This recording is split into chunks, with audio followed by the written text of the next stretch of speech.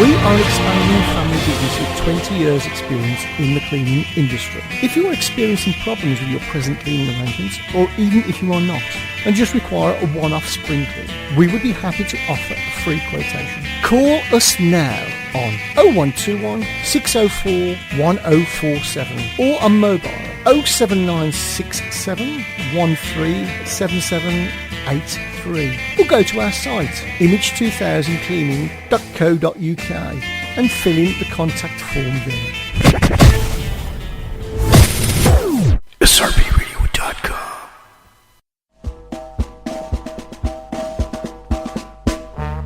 We are the lads from the Tilton. We'll support you till the end of the day. We're so happy following the blues. We love you, what more can we say? Birmingham's the team, down at St Andrews. We are all supporters of our team. The chant of Super Blues, ringing all around. Now all you blue boys know what we mean. We are the lads from the Tilton. We'll support you till the end of the day. We're so happy. And a massive good evening to you. It's Monday night, 7:30 through till 9. Here we are on the Tilton Talk Show, live from Birmingham, bringing you all the news, views, reviews, thoughts and opinions from Birmingham City Football Club. Of course, we're not affiliated to the club, but we're just friends of the show, so to speak. That long-running saga at St Andrews continues as Chris Pugh is missing in action, and still no bread for Adam's chips. Blues crash out against Brighton, but manage a worthy draw against top side Middlesbrough. Me, on Saturday, I was working again, so travelling was out of the question. So I sat in the local club with a load of Stokies to watch the continuing demise of B6. I celebrated Stoke's first goal as if Blues had scored it ourselves, and then came that penalty, and I offered all the Stoke fans present a complimentary bag of chips if they scored it.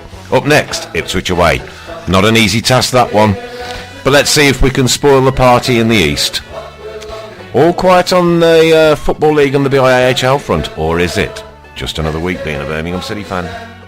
So come on, City, sing this song once more. We are the lads from the Tilton. We'll support you till the end of the day. We're so happy following the blues. We love you, what more can we say? Yeah, there's me working again a double shift today, so I'll be working day and night. Yawn. Never mind. Great to have Chris Pugh in the studio with us again this evening. Good evening. And Mrs. Browne. And friend of the show, welcome back, Gabriel.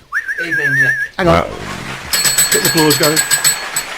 Gabriel's had the clap. There you go. Right, Gabriel, first off, a question for you. It's a very serious question. We had a little bit of a joke off with Capo, because Capo's online on Skype. Hello, Capo. And we had a bit of a joke off before show started in the green room. And who won, please? Nick. Thank you. So did somebody do some jokes then? Sit back in your chair, Chris. I'll Okay. plug it in. Okay. Right. Okay. This long-running saga. Now this is 2 games in now, Chris. Where was you? You weren't on your workstation. Where was you, mate? Where was you? No, I was on my workstation and I'd counted my bar and prepped my bar, done everything I needed to do, and then 20 past 5 I was told I had to move to another bar. Oh, Because they were mate. short of I even twittered you to see where you were. Yeah, oh, did you? Yeah. Oh, yeah. I got that after I finished. You're not at your workstation, mate. No. No. No. So the Because, bread's still there. It's going to be stale by the next time I get You there. can have that one that we left out, yeah. So you did actually organise him a bun. I had, yeah. Bless your cotton socks. I'd made sure that there was one left out. One extra. So, yeah. See the things we have to talk about here. Great stuff, innit? Okay, so the Blues got beat on Saturday, but I still don't feel damn beat. A lot of people having a pop and a dig at Gary Rowett and his substitutions and one thing and another.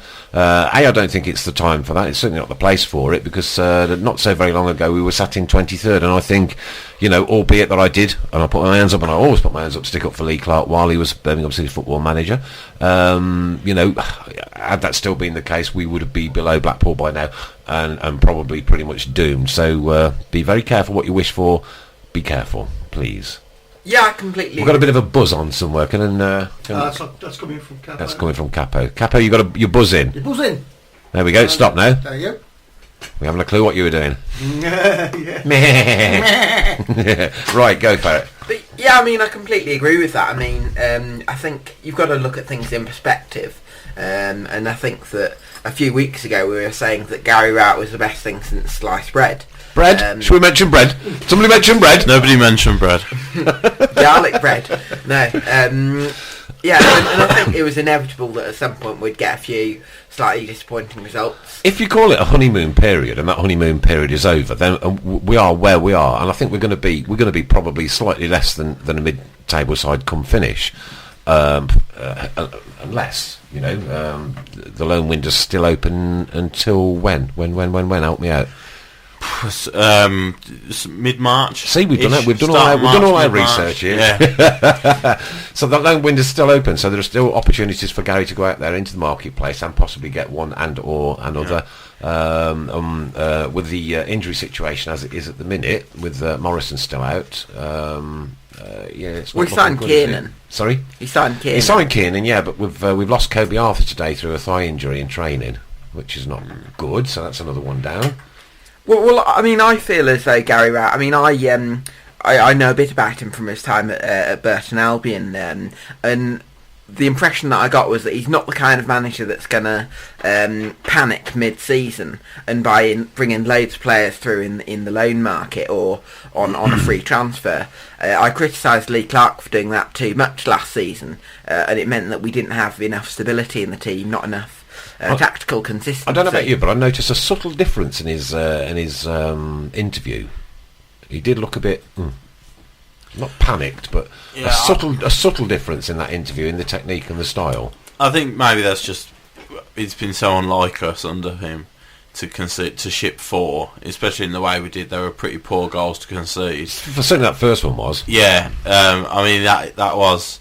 I think it probably just come as a bit of a shock to him that after all he's, we've played pretty well under him, and then we go and throw in a performance like that. But maybe it's the shock he needed and the shock that we needed as fans as well, just to remind us that we're not, as well as we were playing and as well as we were at 1 point, 7 points off the playoffs or whatever it was, we are not anywhere near that level. And as you said, if we finish 16th this season, I think that's a really good job. You say we're not near that level, but we held Middlesbrough to a very, very good 1-1 draw, and we played very well all through that game, I thought. Yeah, absolutely. And on our day, any team can beat anybody in this league. It's the crazy league that it is, but consistency-wise, we are, and squad depth and everything you want to throw at it. We have to have a little bit of a head wobble and a reality check, don't we? Oh, the reality check is huge, I think. And as you said, I also saw a few incredibly over-dramatic responses to the defeat on Saturday. Yes. But you get that everywhere. You'll get fans like that everywhere after a defeat, but. The annoying bit is probably a lot of those fans were kind of sat at home listening to of course, exactly. Listening to what gets reported on through the BBC and or Sky, and watching Twitter and Facebook and things like that, and then I chat the game, giving any kind of positive input to it. No, of course. Well, I mean, I've got confidence that Gary Rowett will turn this form around. I mean, the one thing you've got to look at is that we've drawn a lot of games lately, so although we haven't won for a while... Can I ask, though, what is the problem with the football? We're drawing games more than we're winning games, right? But this is what the reality check is for some people, though, is that they really don't get it. We're Birmingham City, we're made up of loanies, strung togethers, and I'm not disrespecting any of them, you know what I mean? You put on that blue shirt for me, I don't care, you're an hero anyway, whatever. But, we are what we are, and it's going to be difficult to get much better than that inconsistent kind of, one game up, one game down. Yeah. I mean, if Cadiz scores that penalty on the stroke of half time, it's a completely different game, and I honestly don't think we would have conceded 4. Do you think Cadiz should continue taking penalties? He said he wants to. I've noticed that he's putting them in exactly the same position. Right. It seems to be every time. He goes to his right. He wants to take the penalties just so he can get a couple of goals. It might be possibly, the case. but I mean, I always say if somebody wants to do it, let them. Yeah. Unless it's the keeper. Did you see this scenario with what's his name, Bertoli? Balotelli, yeah. Butterman. Bertoli. But I mean, the crazy situation there where you're regular penalty taker and somebody else has come up and taken the ball off him. Silly. Well, Balotelli's the penalty taker Yeah. at Liverpool. I thought Henderson was. No way. I mean, that situation in itself was bizarre. The fact that Henderson would even consider having a penalty over someone like Balotelli. I'm sure Brendan Rodgers said after the game that Henderson was their regular penalty. No, I think he said Gerrard's first, then it's Balotelli, then it's Henderson. Oh, right, perhaps I wasn't listening then. I think the most important thing, though, is that you've got a penalty taker that takes it every time. I don't agree with saying one person misses a penalty and then say, "Oh, you're off penalties." Yeah, you're not going to score them all, are you? No, Canis has missed a couple, but as you said, what was the other one he missed? He missed one against Bournemouth in the 8-0 in the one we don't don't talk about. Okay, yeah. But Rob says the penalty changed the game on Saturday. 8-0 and missed a penalty. Only at Blues. Rob said that the penalty changed the game on Saturday, going from a goal down and going. Yeah, I completely agree. It would break confidence. They were 1-0 up, and we equalised. And by all accounts, we were decent for the rest of the half. Then, and if you take the lead. They're a fragile team. Yeah. You take the lead at their place after them being 1-0 up, going into half time. I think it's a completely different game. I would like to see us improve defensively, because I think the defensive shape has been just as good as it was when Rat first came in. But I think the problem is that when the opposition get the ball into advanced areas, we're backing off them. And what I'd like to see is just be a little bit more aggressive and get to that second ball a little bit more. I think he'd like that as well. Yeah, a lot of the time he makes references about we going for it rather than waiting for them to come onto it, and that was something he referred to a lot when he first came in. But I don't know if that's a one-off, the Brighton, because before that, as you say, we kept Middlesbrough a really good Middlesbrough go back to that side. Middlesbrough game, and Clayton Donaldson could have wrapped that up in the last minute. That was a sitter. Yeah, I screamed at him. I'm sure he heard me. Even I would have scored it. You know what I mean? I think they perhaps needed a ladder to go up there a bit. With your back. I think they were against Middlesbrough. I mean, we played better in the first half when they had 11 men. Yeah. I felt that in the second half we could have managed the game a little bit better and been maybe a little bit stronger. I thought we sort of invited a bit too much pressure onto ourselves second half. And when you do, and who scored that penalty? Yeah, exactly, of course. You know what I mean? So if you score one 5 days earlier, you're not going to not take it, are you? So I haven't got a problem with Cadiz continuing to take them. It just seems he's going the same way at the moment, and if keepers are doing their homework, then they are going to notice things like that. Yeah, so all in all, a decent night out at the Middlesbrough game, I must admit. It wasn't so cold this time round as well. It was a little bit warmer. Winding my Adam up all the way there, saying, big surprise for you at St Andrews tonight, mate. It's going to happen. And he's going, what is it? Unbeknown to him, it was a load of bun. Which didn't materialise anyway. Oh dear. We'll perhaps have to have some bun jokes, shall we? Any bun jokes that they could stick on the shout box for us? Jokes. No, please, Capo. Anyone but Capo. No. I must say those jokes were pretty crap, really. They were awful, weren't terrible, they? yeah. And you could tell he was reading them from a book. Yeah. I don't want any blooming bread jokes. Oh, bloomers. Shocking. I don't know. Right, okay, so the bread didn't happen then, but we're going to put that aside now and then wait for the next match so we can get there. He works on Saturdays a bit like me, you see, so it's very difficult for... The Blackpool one? Yeah, we're doing the Blackpool one. We're doing the Blackpool one on the Wednesday, definitely. I'll keep it for you. Okay. Definitely. We got a song at half time, haven't we? Especially, we have, especially for the occasion. A little ditty we're going to play you at half time, ladies and gentlemen. And it's poignant, isn't it, Christopher? Poignant. Yeah, it is. Poignant and meaningful. I don't know what that meanings, but poignant and meaningful. Yeah. Poignant and meaningful. Why doesn't bread like warm weather? I don't know, why doesn't bread like warm weather? Things get a bit toasty. things get a bit toasty. Right. I suggest you put that book down, Capo. I suggest you burn the book. I suggest you go and put it in the toaster.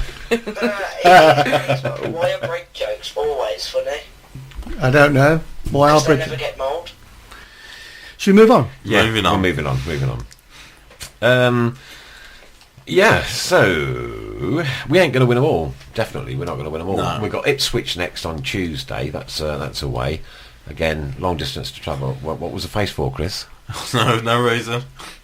Go on. No, it's just another.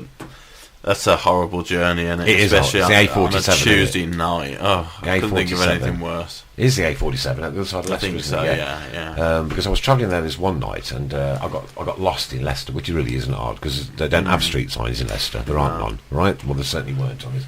And I stopped this guy. I'm in an industrial estate, yeah. So I pulled the car up, and I said to the guy, I said, "Excuse me, sir, because I'm always dead polite to everybody, yeah."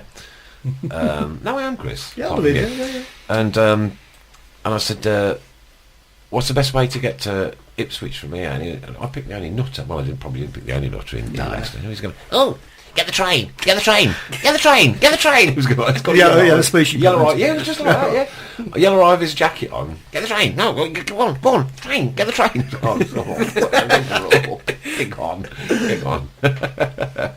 Right, what's been going on in football this week? It's been quite a bizarre week. We've had bed sheets at Crystal Palace about the 5.16 billion. Yeah. We've had a perfect rugby tackle from a steward at Liverpool. That's We've right, had the guy at yes. Worcester. I saw that. Yeah. Completely and utterly slam dunked. WWE.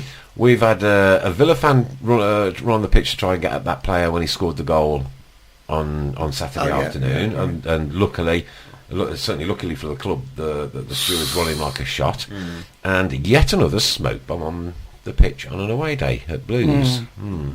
Disappointing that, because the club have asked people not to go ahead and do those sort of things, and yet somebody blatantly wants to continue. I don't think it's just that game. I think it's been nearly every away game. I don't think it's just Blues. No, it's not. It's not.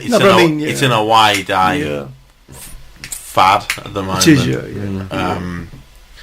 And they're not actually smoke bombs, are they? No, they're chalk bombs. Yeah, which don't do any damage to anybody or anything. Apparently, they're just a massive chalk. Right. Okay. Yeah. So you know about these, do you? I do know about them. Yeah. You can buy them online. You can buy them online. Yeah, Can you? legally, That's from rate of view from Chris Browne's chalkbombs.co.uk. It's common knowledge. Well, it wasn't my common knowledge. Well, there you go. You know now. Don't come in with one next week. Chalk dust. Yeah, that's all they are. So it's chalk rather than smoke. Yeah, it's just right. chalk, Well, I didn't realise that. Okay. So what you have to do, you have to ignite and light. I don't think you even ignite them. I think you just whack them against something and they just go. Oh, right. They have like these pull ring things, so it's got like a chain and you've got like a ring that you have to pull out. There you go. Thanks, Capo, for that perfect description of antics at Brighton. See? Was you at Brighton on Saturday, dude? I wasn't at Brighton. He wasn't at Brighton on Saturday, no.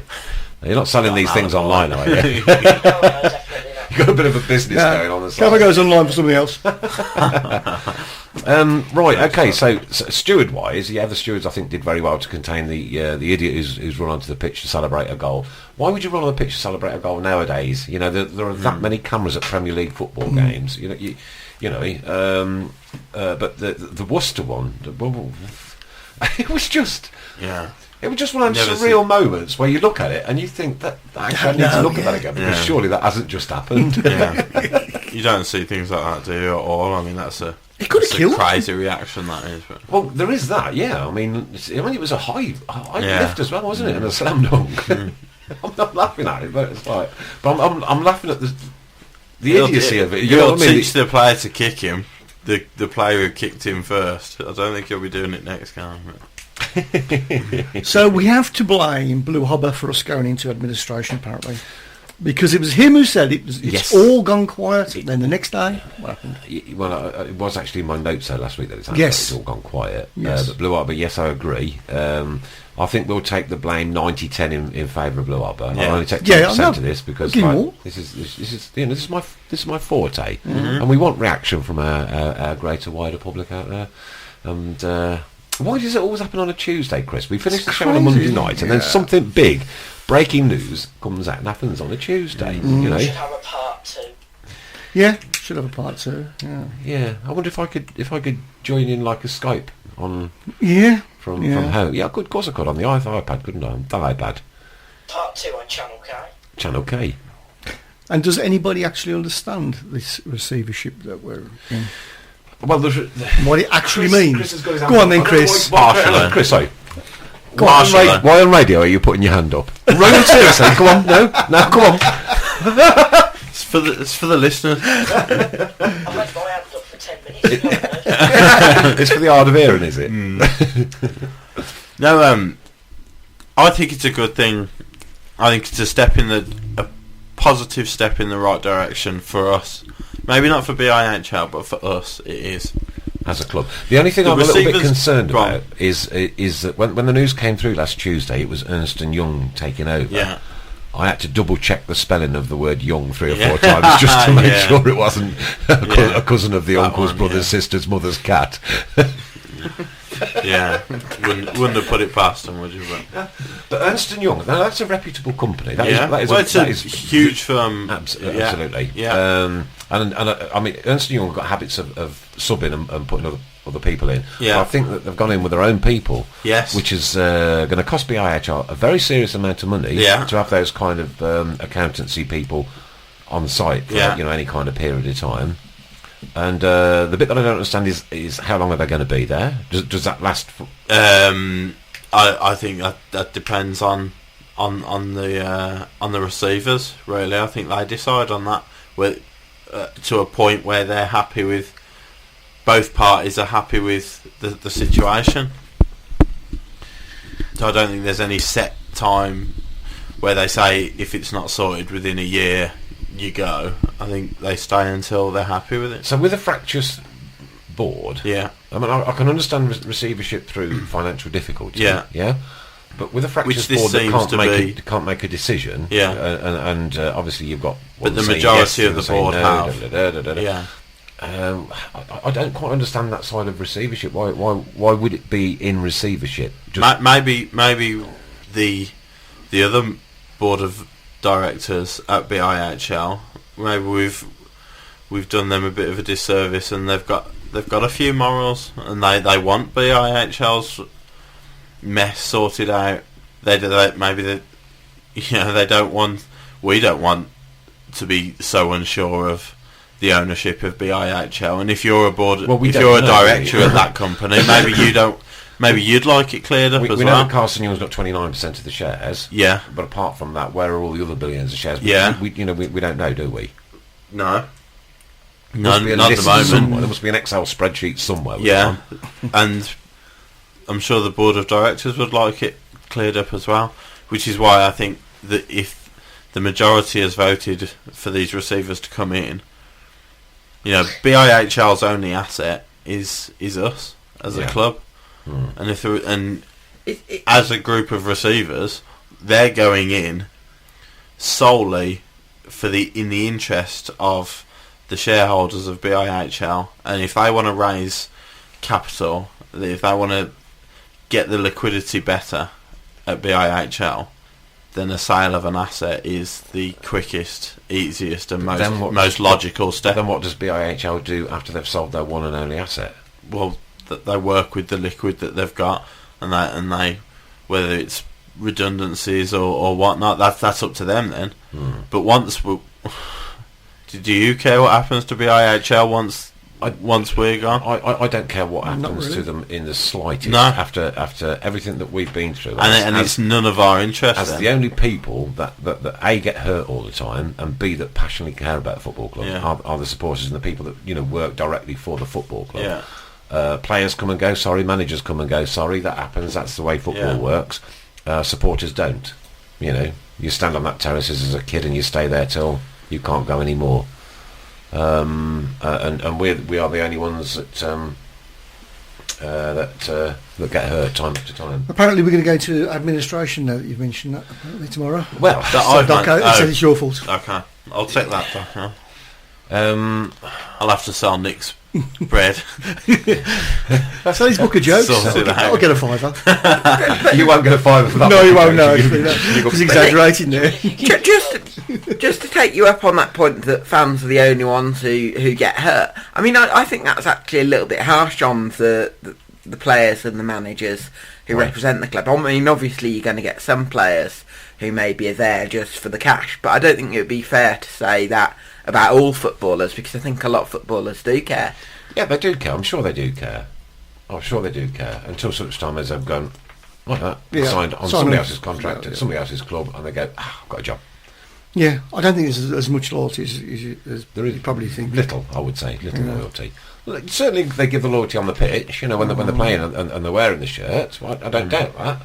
I don't doubt that. But that's their job at the end of the day. If I paint a ceiling, I paint it well. Yeah. But I mean, when we stayed up on the final day at Bolton, I mean, the scenes among the players as well as the fans were unbelievable. You could see the emotion from all of the players. Look, it's also a drop in wages if they hadn't gone down. Yeah, right, and they have to think as. I mean, you have to think as well from the players and Rowett's perspective. If this mess was to get sorted out and we were to be sold, how much of a easier situation it is for those players and Rowett. Those and players know that there's a bit. Yeah, of course, absolutely. But first and foremost, the supporters. Go back to the Middlesbrough game and the game prior to that, and the play. St Andrews is like it's like a morgue. Yeah. It's like a morgue. I hate it. I hate seeing it like that. I was talking to my Adam. I said, we used to stand here in the Tilton back in the 70s when the Tilton was open, half and half, because you used to have the away supporters next door to you, and you'd be in there like half, 3/4 of an hour before giving it large. You know what I mean? Yeah. Now everybody turns up 5 minutes after the game's kicked off with a pie and a cup of coffee and a piece of bread. Occasionally. And times have changed. Yes, seating's changed it and this, that and the other, but it just the place has just got this air of despondency about it. And I know it lifted when Gary came in and we were doing really well, etc., etc. But it just doesn't seem to. We've still got the same problems off the field, right, and they haven't gone away. They're changing slightly. The parameters are changing somewhat. Something's going on in the background there. Yeah. But again, of course, we haven't got a clue, and it's just like this doom and gloom situation at St Andrews. Well, I mean, just taking you up on the point about the atmosphere. Do you think this is an argument for safe standing? Because I think that would create a fantastic atmosphere among the fans if they're actually standing up and they're close together. I mean, personally, I'd prefer to sit down, but I think there are a lot of fans that would actually appreciate standing up. It gives you the option, doesn't it? Yeah.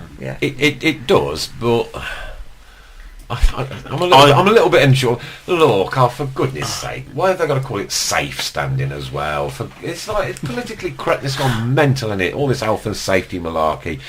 Bring back the terraces, rip the place down, and put the old cop back up. That's what I say. Yeah. Yeah. Well, I suppose they were. Would you work in that refreshment store? No. Back in Well, that's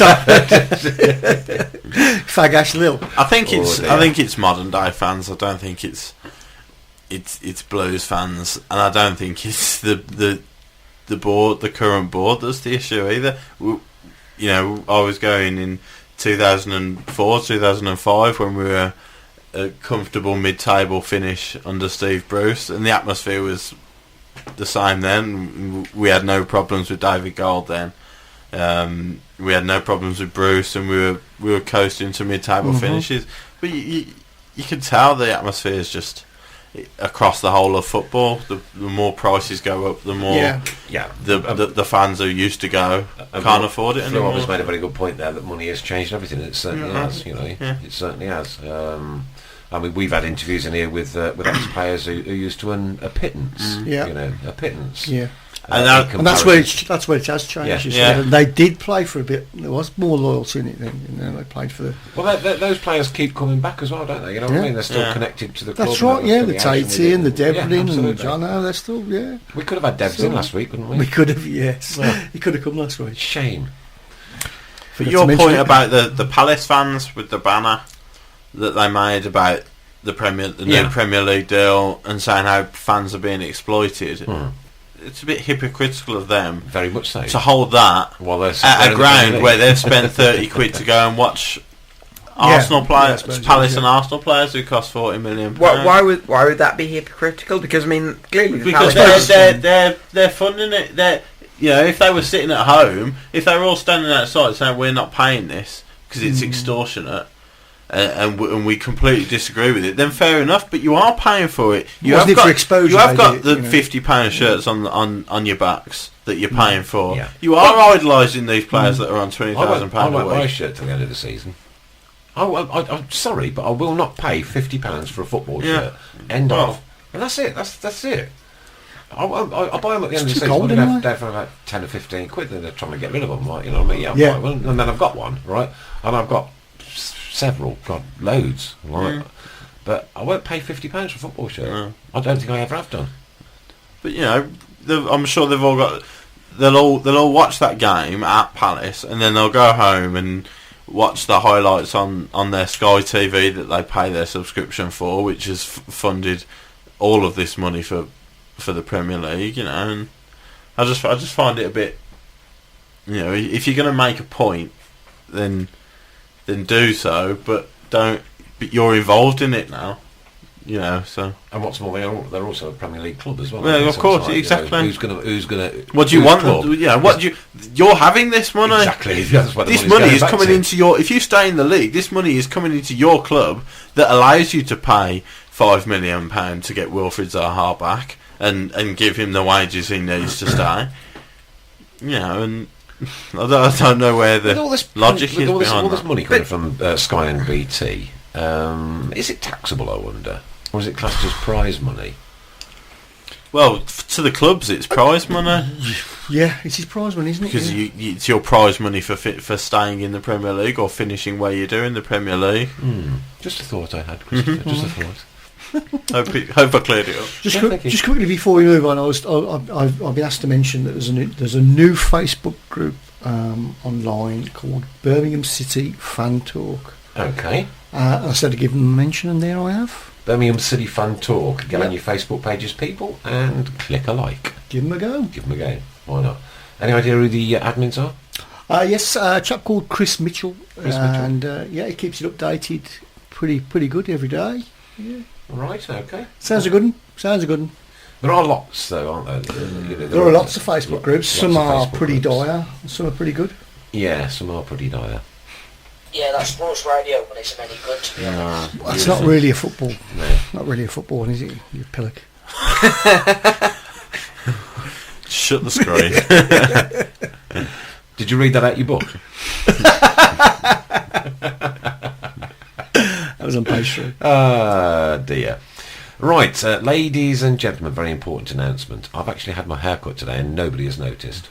I thought you just had your ears lowered. Nobody has noticed. No. Sorry. No, sorry to say. No. What did you say, Chris? I said sorry. Bless him. Oh, thank you. I'll accept that apology. I'm overcome with emotion. And if you saw my you are, you know why. Yeah. But yes, I had my hair cut this morning. My son did that for me at 9 o'clock this morning. All right. Yeah. He's going to finish it later. No, he's buying blues later. Finish it later. He's buying blues later. I think he's getting his money from. I look forward to his 80 minutes. Oh dear.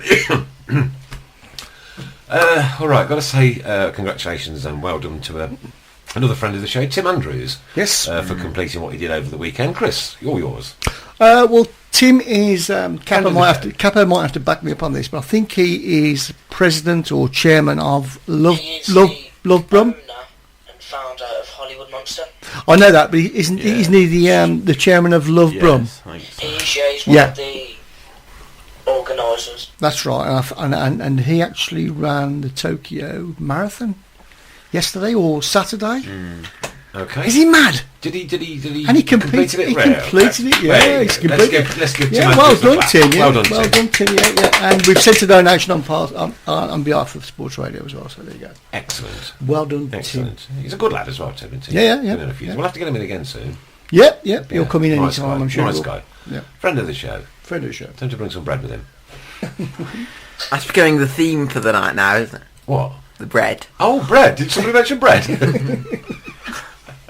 Well, it's coming up to half time. Goodness me, where's that gone again? Just before half time, we'll go back to the money in football. Yeah, there's a lot going on. Bill Hobber said that there was a quote the other week that there's that much money in the Premiership that every Premiership team could afford to have at least one game free every season. What, for fans? Free to fans, you mean? Yeah. But if the fans were offered that, one game free, or but then we'll go and buy this player and pay his wages. What would be the criteria? Who would get the ticket? No, exactly. Because season tickets have already got theirs. Yeah, season ticket holders have already got theirs. Yeah. So season ticket holders would then be going, well, I paid my season ticket and they're getting them free. It's people. It's not Blues. Is there anybody who talks like that? Yeah. No, it's actually you did. It's Stoke, is it? Like a Stoke accent, that? I can't stand the Stoke accent. Have they got an accent? Yeah, it's horrible. Is it? Yeah, terrible. Is it a bit like Carf? Or? Oh God, no. So It's let's say Cheps. Cheps. That's the only word they know. It's not quite northern, but it's not quite Midland. They don't know where they are. I can't. It's one of the accents. I can do almost every accent in this country, but the Stoke accent is one that I can't do. I can't do it. Yeah. The song was Pride of the Midlands, Cock of the North, wasn't it? Yeah. And like either your girlfriend or your wife. All right, they call them Ma Lady. Ma Lady. It's Ma Lady. I'm talking to Ma Lady this morning. All right, what? Get a grip. Did they say it? They helped me duck there, or was that somewhere else? Well, Nottingham, Is it? Yeah. Right. And so I'll be up that end a bit later on. Thankfully, a question's been put on Facebook to that Birmingham City talk group. Yep. Do you think Gary Rowett should get Chris Wood on loan? Well, I'll tell you what we'll do. We'll have a quick debate at that half time, and then we'll bring it out and let the people decide. Are we going to play a tune today first? We're going to play a tune very shortly. Chris Mitchell from Birmingham City Fan Talk says, don't forget to mention that they're doing an attendance competition to win a free Birmingham City phone case, and we'll be doing more competitions in the future. Is this the phone case man? No, I don't think so. No, I think he probably knows him. He probably knows the phone case man. So there you go. All right. Things coming up on that. Chris Mitchell, new friend of the show. New friend of the show. Birmingham City Fan Talk on Facebook. I should be clicking the link in the half-time interval, which is coming up now. And we're going to play a song for Nick and Chris. Thank you.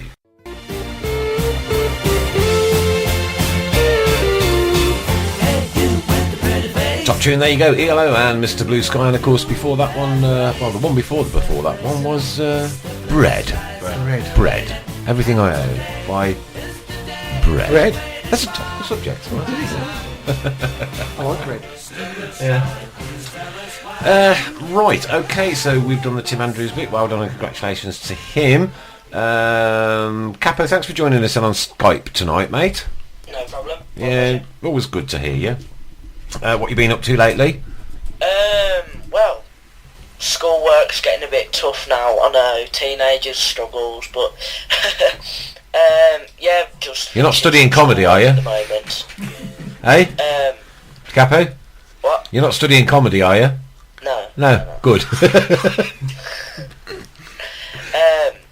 And been doing loads of Channel K work as well, getting some upcoming shows. I've recently got a little bit of a show/documentary from the Vamps. The Vamps have kindly gave us a show to play, so excellent. That's going to be good. That's coming up in a couple of weeks' time. Brilliant. And I quite like the Vamps. You like the Vamps? I've never heard of the Vamps. Like the Vamps. The Vamps are a good band. I'm 26. I've They never heard of the Vamps. They did a version of the old Suggs one, didn't they? Yeah. They do quite a lot of covers. Oh, Cecilia, that's it. That's the one. Yeah, that's a great song. Wasn't that Simon Suggs and from Madness. Garfunkel? Get out of it. Oh, right, Suggs. Wasn't it Simon and Garfunkel? Well, yeah, Simon and Garfunkel. Then Suggs from Madness did a version, and then taken on by the Vamps, who Chris don't know. He's going to go out. You know what he's going to do tonight, don't you? Google. He's going to be Googling the Vamps. No, all they can do is steal 2 songs. Oh, no, they did that to Cecilia, but that was for a girl who was seriously ill. And they took her onto TV, and her name was Cecilia, and she was really, really poorly ill. And they took her on, and they recorded that song and sang it in front of her. Fair enough. Yeah, so there you go, a bit of history there for you. But no, they have done some other good stuff. Yeah, you tune into the Vamps later. Yeah, carry on, Capo. We ain't talking over you. Honestly, we do. We really ain't talking over you, mate. Doing loads of Help Harry work as normal, making the bracelets, selling the bracelets. They actually had the Help Harry ball on Friday, which I wasn't able to attend. You was unable to attend? Yeah, I wasn't, no. You weren't given a ticket, that's why. No, that's a very good point. Which I find unbelievable, actually. Well... well, it's one of them things, isn't it? But I suppose if they sold that ticket and raised some more money off it... Well, yeah, they could have sold it to us and we would have given it to Capo. Well, did you mention that? No. No. I should have. You should have. I should have, yeah. Well, next year, I've already started saving up for next year, and you can book a table of 10. Yeah. So I was thinking we could get a sports radio table, take some of the roving mics and get a couple of interviews as well. Yeah, I'm sure we could do that, and unless, of course, somebody else has already got the purchased rights to the performance or anything that goes on in there, we have to be a little bit careful on that one. Well, Jeremy Coyle was the host on Friday, and so was Ben Shepherd. Hang on.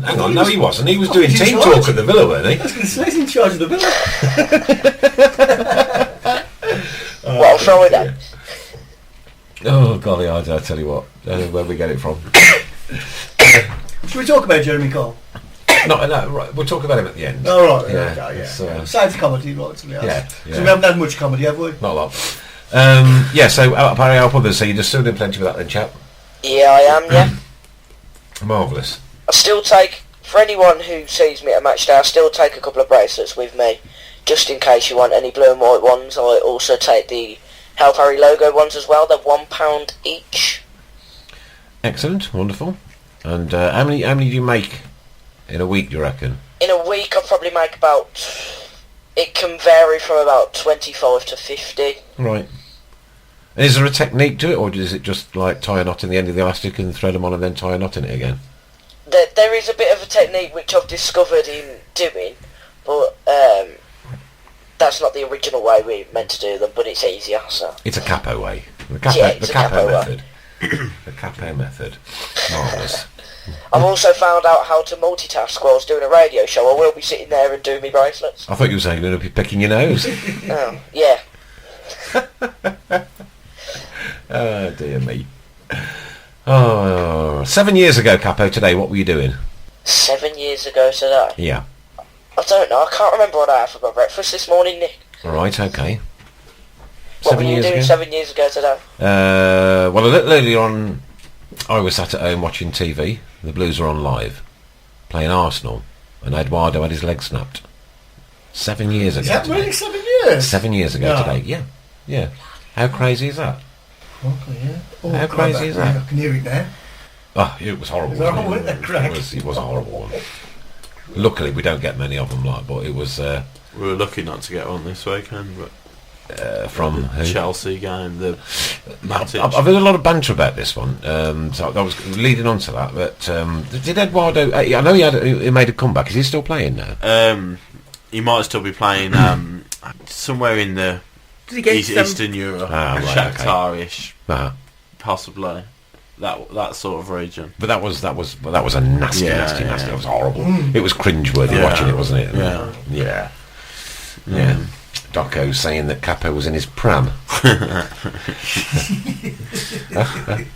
Okay, big announcement then is that we do have a competition winner. Right, we've waited weeks and weeks and weeks to get rid of this competition, We've got to get it and we actually had two winners. We won't announce who the second winner was because the second winner missed out on just a few short. What did I do with it? That's behind me. It's radio, isn't it? Right, okay, so the Middlesbrough home game, the score was 1-1. Somebody predicted that the gate would be 15,425, which is 324 out.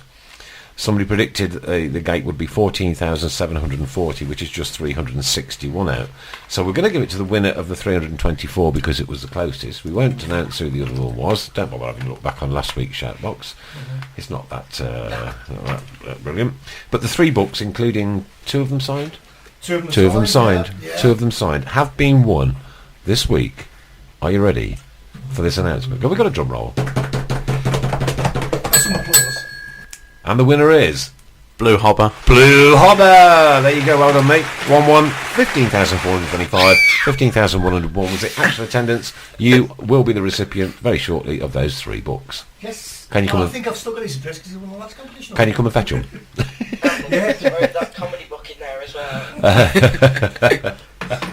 well. Right, okay, Capo, read us one joke, a random one. Pick a page. I've lost it now, I'll put it away. Well, thank goodness for that.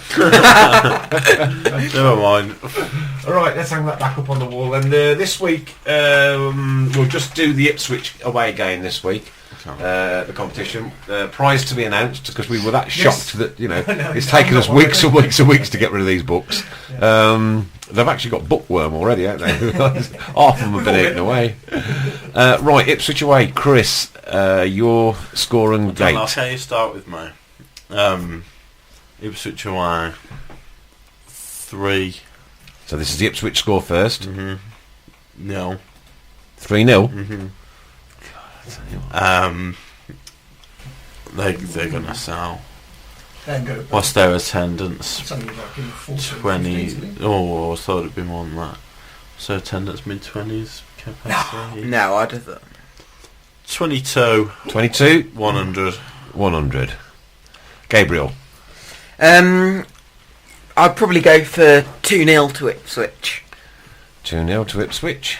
And I'll go for 22-099. Don't you just want to poke some people in the eye with a stick? Chris. What, to Ipswich? You do some jokes. That's probably the best one you've done, that.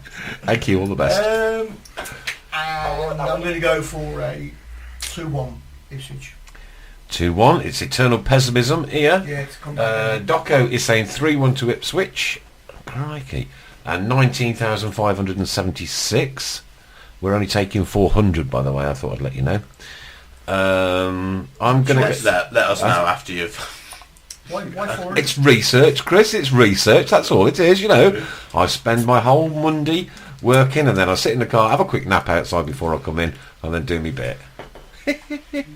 Sorry.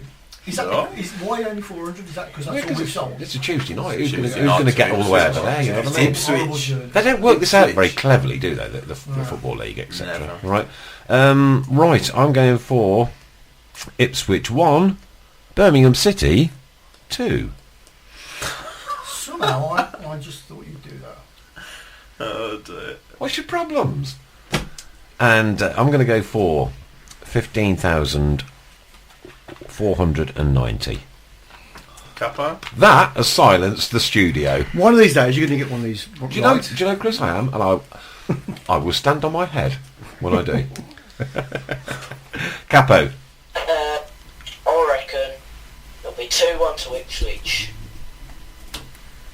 16,422. Right, okay, well, there you go.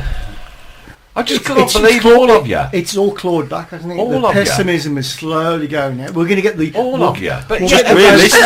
Just being realistic. I think, let's be honest, it is going to be a difficult game, isn't it? Because, Ipswich, they're not up there by fluke.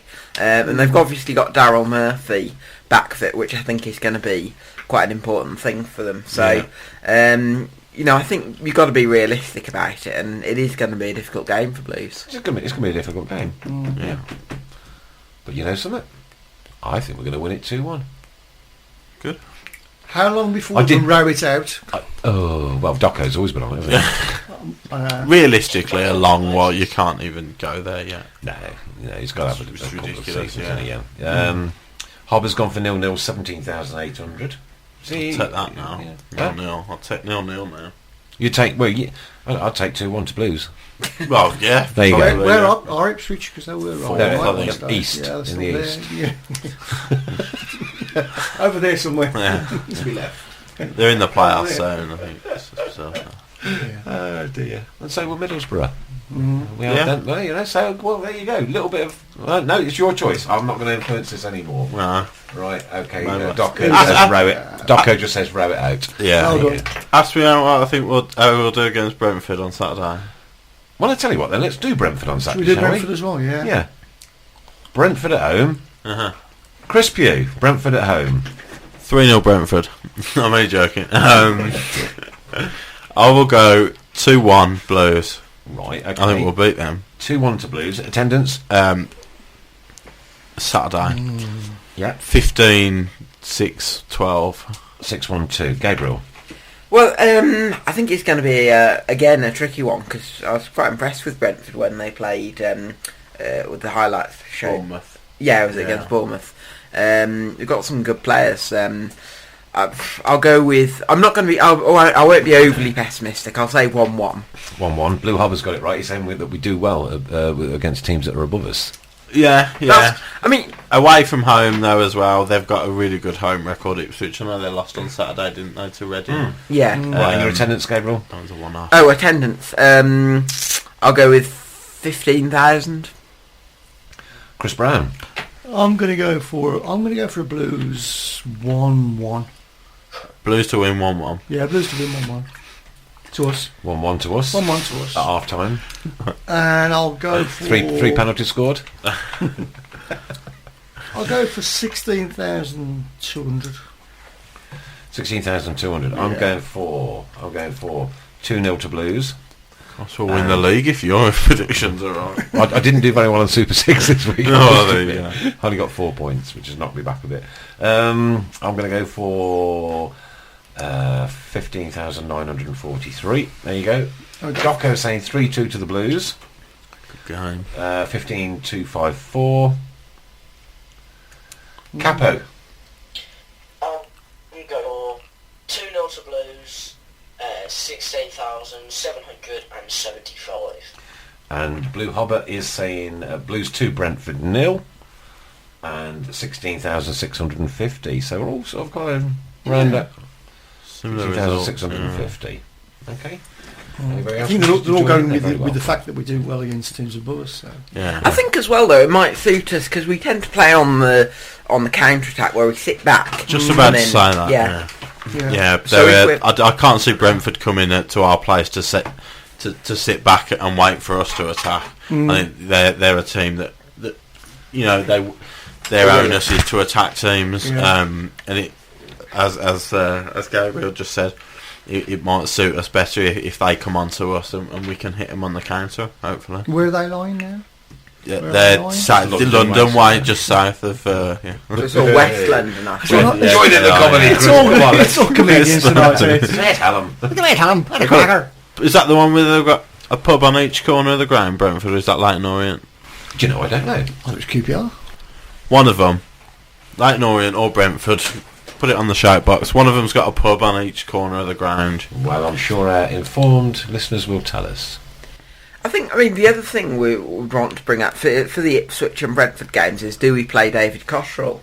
Because, I mean, I wasn't particularly impressed with him against Middlesbrough. You just wonder whether... Because he didn't start against Brighton, did he? No. You just wonder whether he's felt he's played a few games. There's another question posing that somebody else asked me earlier as well. Would you put Colin Doyle in for the Ipswich game? Oh, yeah, I saw that earlier, yeah. I don't think he will. No. I think I know he's made a mistake, but sorry, Capo. No, the thing about Colin Doyle is he can be good. He can be really good sometimes, and he can be not at his best some other times. I think he's a good goalkeeper, but save him for cup games and that, because at the end of the day, Randolph's our first keeper. He makes a lot of mistakes. But he's a good keeper when he wants to be and when he's got the momentum, so he'll probably just stick with Randolph. Okay, I have to say, I mean, for me, Doyle's not a goalkeeper that tends to fill me with confidence. I mean, the only good game that I can remember him having over the last 5 years or so is the game against Swansea, where he made a couple of saves when we played them in the League Cup. But apart from that, I don't really. I think he's made quite a few errors. I think he's cost us games more than he saved us. I think you have to back your first choice keeper, and even though he made a rick or two on Saturday, you have to stick with him and back him. Chris just flashed something up on the screen. it's all to do with football, don't worry. Is this official, Chris? Well, yeah, it's come from an official source, yeah. An official source? It certainly looks like official. Yeah. It's a line-up for Birmingham Mail. Sorry. Oh, it probably isn't official.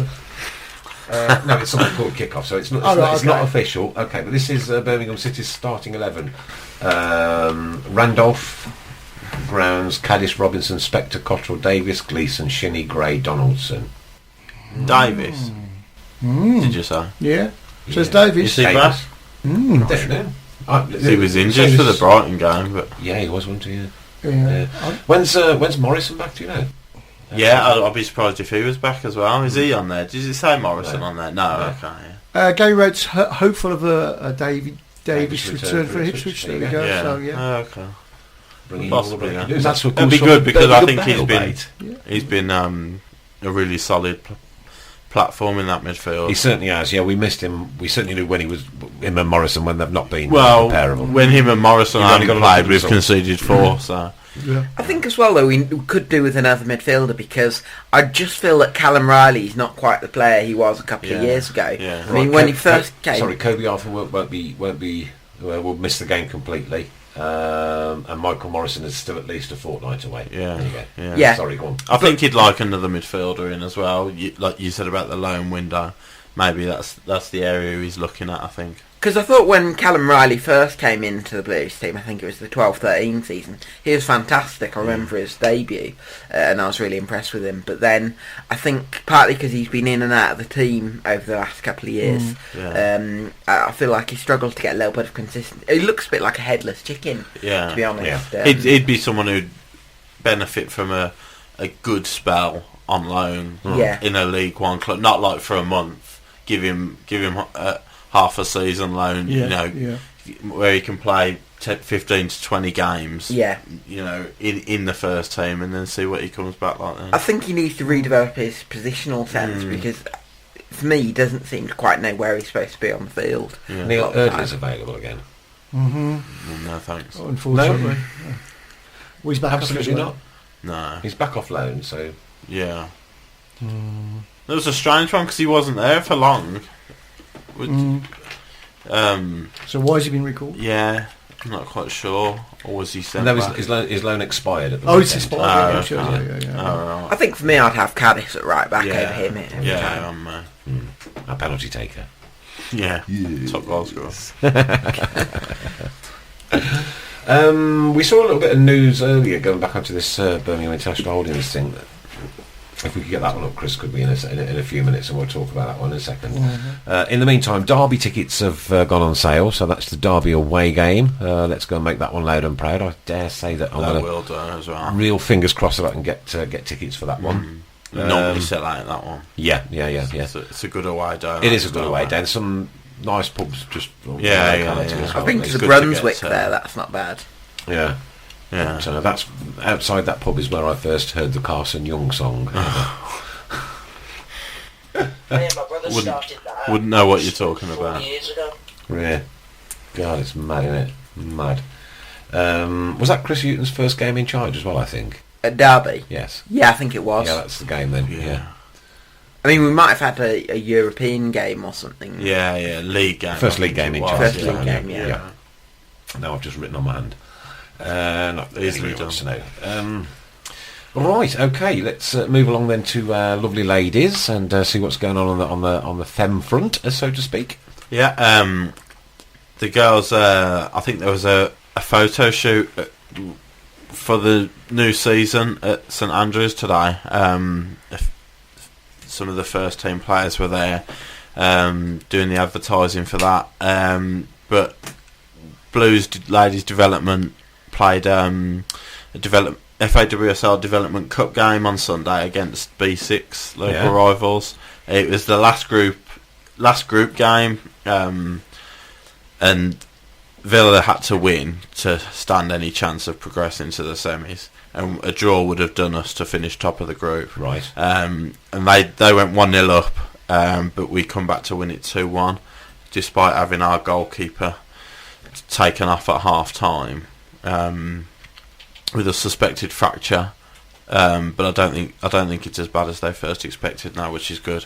So our Anna Wilcox, who normally plays in defence or defensive midfield, she had to go in goal for the rest of the game because we didn't have a sub keeper, and we went on to win. Coral Haynes got the winner, so that was a bonus. What was the final score? 2-1. 2 Blues against Villa. So our development kids beat them 7-2 the other week after being 2-0 down at half time. Yeah. And the ladies have now beat them 2-1. Yeah, with their keeper taking off, with a together. midfielder. It's coming together. I feel it in my body. There is a God. I feel it in my waters. So they've gone through to the semi-finals of the Development Cup. Guaranteed in that are Arsenal and Liverpool, and then it's either Sunderland or Yeovil who'll join them. Yeovil it's just a meaningless town, isn't it? It's a meaningless place, Yeovil. Yeah. You don't like Yeovil, do you? Well, I'm not. I think it's Nat the one that's this like. Oh, yeah. Didn't you? No, it was. Where did you get lost on the way down to? Oh yeah, It was on the way to Yeovil, wasn't it? It was on a coach journey. Yeah, and Infamous trip. I know. Yeah, they didn't make It's gone down in folklore. Great stuff. Right, what's up next for the Blues ladies team then? The first team, the season starts, WSL season starts on the 29th of March at home to Manchester City. So that will be straight back into it. That'll be a really tough game to start. But it's good that it's at home. We should have a FA Cup match before then. I'm not 100% sure on the FA Cup dates, but the fourth round will be taking place either this weekend or next weekend, and then we enter at the next stage. So once this round has been played, that's when the WSL 1 teams enter. Okay. But Manchester City have played quite a lot of money into their a hell of a lot of money. Yeah. They've bought a couple of players at the start of the season, 2 or 3 players, and it looked like they were just going to go crazy. But I think what they're doing, which is, if they're going to play lots of money into it, I'd rather them do it this way. They've bought a lot of young British players. Right. That's good. Which is, I'd rather them see that than bring in a lot of foreign players like Liverpool and Chelsea have done. So that'll be a really tough game. But it'll be an interesting season, this one. Yeah. Well, I know it seems every season we start the season by saying we'll do well to stay up, but within the camp, I know the girls are, if anything, even more confident this season than last season. When I met the girls on that night out I had in February was it February last year? It was cold. It was Chris. It was very cold. It was cold. The confidence was just in abundance. Yeah, it was oozing. Yeah, and great to see. I know. Despite the fact that they're on tiny wages in comparison to some of the teams, they are actually training full time. They are training 6 days a week now. So absolutely massive fair play to them, especially the bigger names in the squad, because they could easily go elsewhere for bigger money. But they're still here. They're still at Blues, training full time, but on part-time wages. So yeah, we're going back to that loyalty thing, aren't we? Yeah, absolutely. Yeah, and it seems again that seemed abundant. I know Karen's a stalwart for the Blues, but that chat I had with her, you could just tell that she's absolutely on the ball with how she was putting herself across and her professionalism and everything, and I'm sure that filters down through the rest of the team. Yeah, well, if the rest of the team see that she's willing to stay and she's willing to be part of this group and this project, then that filters down to everybody and gives everybody a lift then. So grand stuff. 15 or so minutes to go. We're going to mention once again our friend Chris Mitchell and his Facebook group, Birmingham City Fan Talk. Birmingham City Fan Talk. If you'd like to log on to that. Apparently I'm already a member. I did try to log on to it and like it at half time, but I'm already in there somewhere. In amongst that 797 members in the last 5 days, which is quite an achievement, isn't it? Yeah, it's good going. So well done to Chris. Keep that one up. Keep plenty of sports radio adverts on there as and when you see them, and tweet them. And if you could put your Twitter account up as well. We'll make sure that you're on Sports Radio. I'll certainly make sure that you're on mine, and we'll keep all this communication going between us. Yeah, good stuff. Lovely. Brilliant. Docco's gone off for cocoa. Yeah, bless him. He's we can all breathe now. He's probably sat in his standard stair lift now, going upstairs with his little nightcap on, right, with a bobble on the end of it, and his steaming cup of cocoa, and his PJs, in his onesie. Yeah. Docco in a onesie. In his Santa outfit. Oh, we are cruel. We are photos, don't we? We are cruel. That's the latest. All right, it was nice to see my friend of the show, Nat Peters, at St Andrews on Tuesday. Sorry, Wednesday.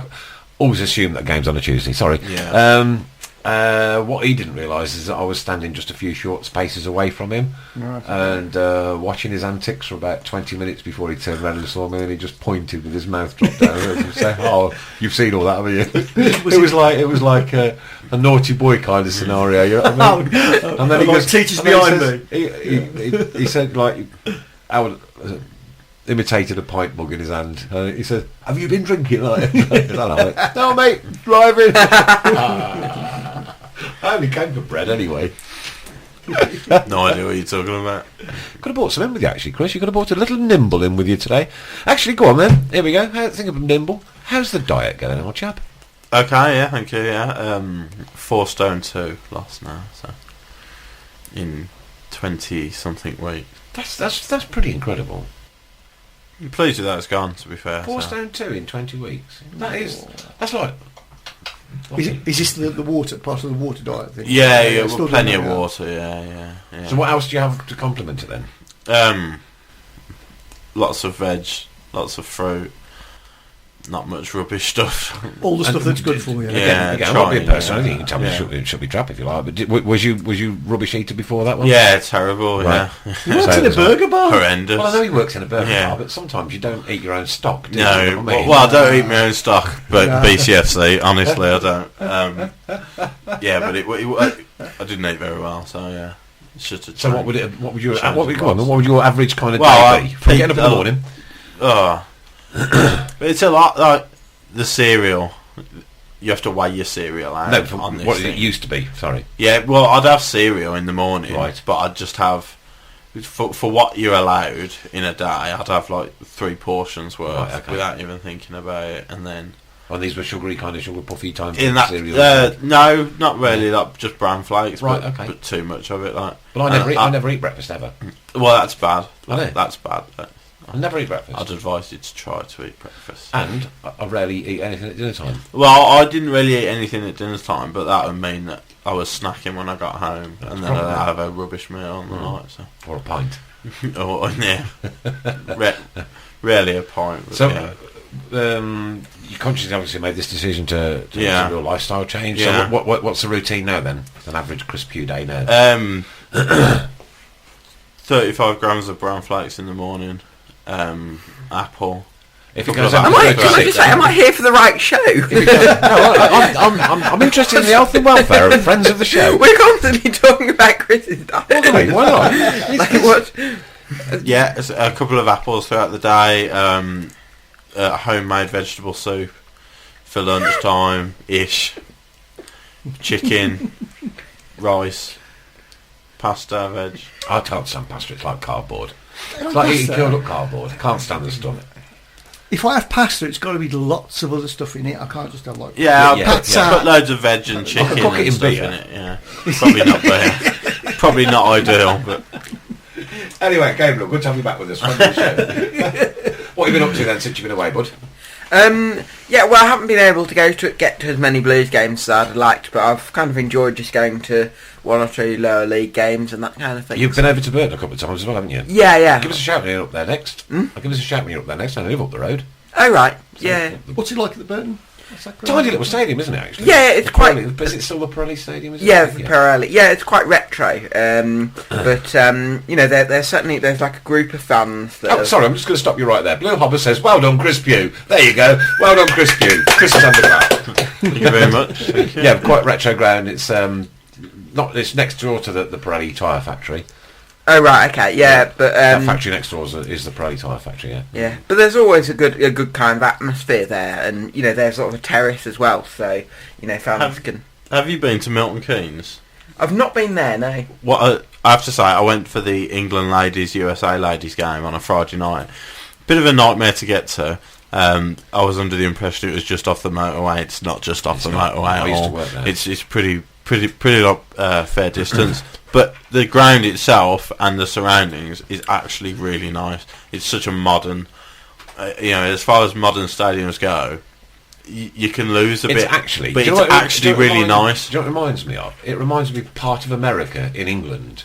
How the Americans would do it. Like, similar. Yeah. I mean, you've got the whole area is just like an entertainment complex. There's loads of shops, loads of restaurants, a cinema, bowling, and in that area, right smack bang in the middle of it, is the stadium.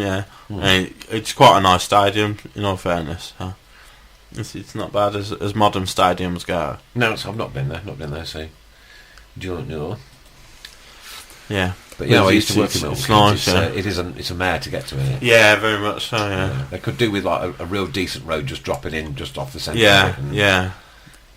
So some of the grounds you've been to lately, what sticks out as being the most interesting?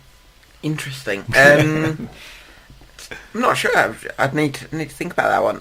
A favourite then? A favourite. Yeah. Apart from St Andrews, of course. Well, I went up to Accrington a few months ago. Right, okay. The Ultras. The Ultras. Accrington Ultras. They've got an Ultra group. Oh, have they? Yeah. I think there's three of them. And again, but I really enjoyed going there, because it was really sort of like an old-fashioned kind of stadium where they've got like an away terrace and that kind of thing. Because they still have standing in lower leagues, don't they? Proper standing. Oh yeah. So, yeah. And well. The what? Sorry, bud. Kidderminster have terrace. Do they? Did have terrace? Right. And of course, every week you hear of somebody getting injured on these steps, don't you? Every single week. No. Terrible, isn't it? Yeah. You see what I mean? Yeah. Bring it back proper. Let's have it. Do you think we'll ever see it in our lifetime? No. Not a chance in hell. None whatsoever. One word. Certainly not in the form of Hillsborough. We can remember. That's the reason you won't ever have it back. Yeah, well, there are a lot of other contributing factors to that, though. But don't get me wrong. 90 odd people lose their lives is an absolute disgrace in any sporting event. Or if one person loses their life. But what would be wrong with having safe standing, though? Because I think it would be even more boring than the seats. To be honest with you, you'd be like, I'm not being funny. You'd be like a cow in a cattle market, wouldn't you? Yeah. Waiting for your turn. Yeah. It's like little tiny enclosures with 6 people in each of them going, that was a good ball. What if you get stood next to somebody that stinks as well? You've come up with some strange ones tonight, you really have. I don't know. I mean, I think that's a little bit hypocritical to say that.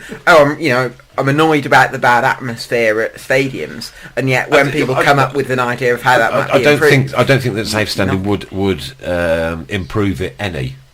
No. Any. Sadly, but I mean, if you go to you're looking not to be able to remember the old Cop and the old Tilton as it was back in the day, and I've seen 49, 50 odd thousand in that stadium. Yeah. Right, stood like this. No chance of getting cold. No chance of getting a cup of tea. No chance of anything apart from watching that game. And then when the ball goes near the net and everybody surges forward, you just naturally go down the steps, and you get a little bit squashed, and then you will walk back up the steps again. You don't hit everybody in front of you. Firstly, you didn't pay 25 quid to get in. No, 10 bob. No, 10 bob back. I mean, obviously the conditions in football are never going to be like they were in your time. But I also think that if you go for away fans, the atmosphere there is actually a lot better than it is for home fans, nobody sits down. Because they're all because they're all standing up. So if you had safe standing, that would create a much better atmosphere because there'd be people supporting their team. It's not going to be exactly like it. I'm only going by the little pens that I've seen. The suggestions that have been made. So, like I say, okay, safe standing. You tell me in lower leagues how many people have been injured on terraces over the last 12 months, 24 months. Well, I don't know. 3 seasons. Perhaps that's one you can have a look at. Yeah. And then, write it up to me and then we'll have a look at it. I miss it. I miss it desperately. I tell you, that's the only thing that I genuinely miss in football was the fact that I was free to move, come and go where I wanted, this and the other, not restricted by a seat and a seat number. Well, in fairness, I mean, the stadium at the moment is quite empty, so you could probably sit where you wanted. Yeah, you could do, but it used to be a huddle at the back of a cop. Yeah. And my air horn. My Adam was saying to me the other day, he said, Dad, we're missing an air horn. Look at it. He said, and he was effing and jeffing as he always does, right? Yeah. And he was getting angry because of the lack of atmosphere, and we were trying to stir it up and get it going, but it's just like nothing. It's nothing. No, but you don't know what it would be like if safe standing existed. So how could you say that it would be bad when you've not actually seen it in action? I mean, it works in Germany. Exactly, yeah. I mean, if you go to a German... Well, that's because Germany already have fans who are willing to go to a game each week and sing their heads off. But I think it would gradually bring that kind of culture back, though, if you had safe standing. I mean, is it really just all about singing? I'm not sure it is. It's atmosphere. It's... Well, I think singing is a massive part of the atmosphere. But then we have a moment when somebody throws a smoke bomb, or a chalk bomb, whatever you want to call it. Chalk bomb. We have, you can't do that. I've got it. Or you can't take your drink to your seat or anything like that. Do you know what I mean? First of all, I genuinely didn't realise they were made of chalk. Yeah. And they're innocuous. I didn't realise that they're made of chalk and innocuous. You see blue smoke and you think that's going to be acrid, that's going to stink, you know what I mean? It's not natural to see blue smoke or green smoke or any other colour smoke, is it? Smoke should be like a wispy kind of grey colour. I remember like the night matches of years and years and years ago. You probably did. And the Tilton was smoke. Jammed. It was just smoke. With the fags and things. Yeah. And I think it helped. But people, I mean, obviously, I've never been there as well. But you look at Boca Juniors. You look at a match between Boca Juniors on a night game, and the fireworks that are being set off in the stand, and the flares, and that gets so much praise for what a great set of supporters. you even try doing, you even dare start to think about doing that. You haven't got a prayer. Blue Arbor says the terraces flowed with used beer in those days. He's absolutely right. It did, yeah. He's absolutely right. And urine. Well, that's used beer. Yeah, of course, yes. All the best. Have a nice day. Sit back each. I told you we'd plug you in. I wasn't. Yeah. I just caught on to that one, Help me, please. I never used to get rid of mine. Oh, dear. But no... But I mean, I was just about to say, though, that it does work in Germany because it's safe standing, you create a tighter knit group of supporters. They're standing up, and it's much more likely to create a kind of atmosphere. Yeah. You take off that word safe at the front of that, and I'll probably agree with you wholeheartedly. But I'd rather it just be called standing rather than safe. So what is safe standing? I've got 2 feet. I've got 2 legs. I've been standing safely on them for quite a few years. I'm not going to tell you how many. Well, that's debatable, isn't it? I've heard about you and whiskey. Yeah, but that's when I decide not to go safe. But I think if you have it completely open, then you do risk there being injuries. But there wasn't open. There were barriers there to prevent you.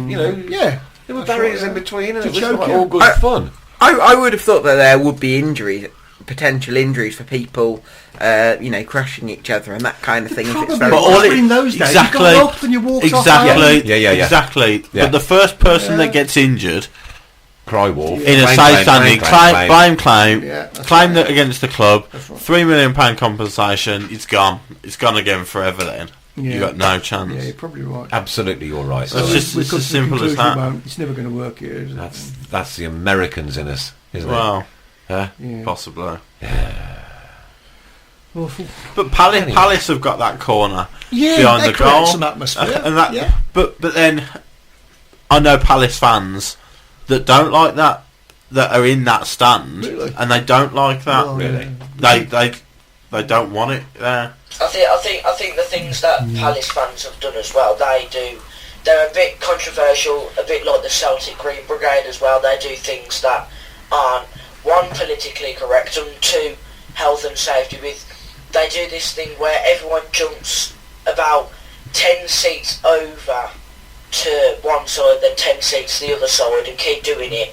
And that's obviously going to go into someone else's seat who exactly. might just want to sit down and enjoy the game. But yeah, it's one of them.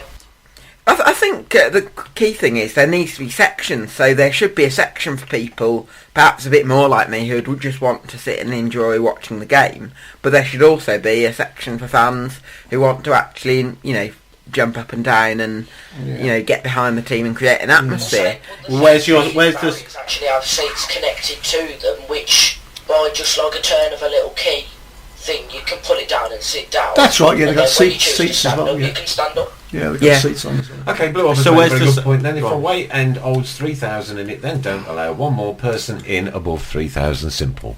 That's easy, isn't it? Yeah. That's 3,000. There's an area where we can safely stand 3,000 people. All right, but we can't safely stand 3,001 because our limit has been put on 3,000, and we'll allow you to have 3,000 tickets. There you go.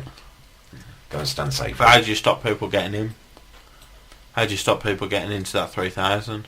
How do you mean? Let's say it's a whole away end. Yeah. Right. And that away Spurs had an away end at Villa. Spurs always sell out their away location.